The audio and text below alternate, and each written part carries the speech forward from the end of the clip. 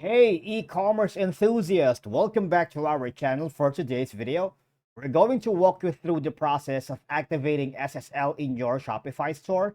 We believe it is an essential step to secure your website and build trust with your customer. Activating SSL in Shopify is crucial to ensure your online store is secure and your customers' data is protected. But before we dive into all of it, make sure you hit the subscribe button below and ring the notification bell so you never miss out on our latest content. All right, I'm here in my Shopify, but I don't have the domain yet. But what I wanted you to do is hover here at Shopify Help Center. This is essentially a helpful guide for you to be able to secure connections to your Shopify store, right?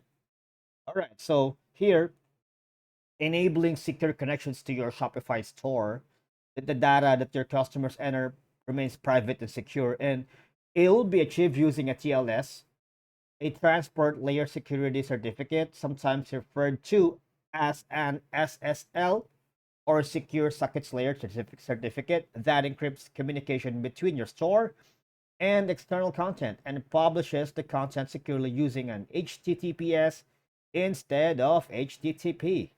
Like for example, if your store's URL is HTTP www.example.com, then the URL is going to be changed to HTTPS, all right, www.example.com.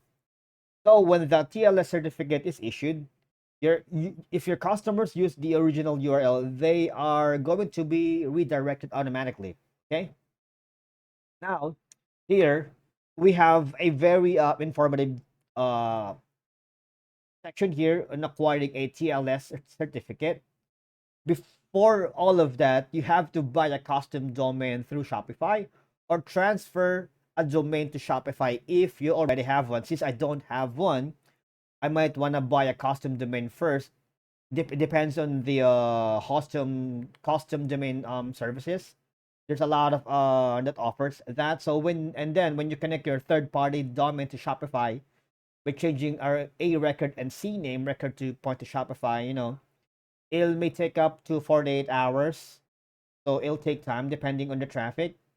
And during that time, the SSL unavailable error might be displayed in your Shopify admin. And a security error might also be displayed in your browser when customers visit your online store, all right? But again, if your store still displays a security error after more than 48 hours, then it's time to contact the Shopify support. They will help you, guys, really. They will guide you through that.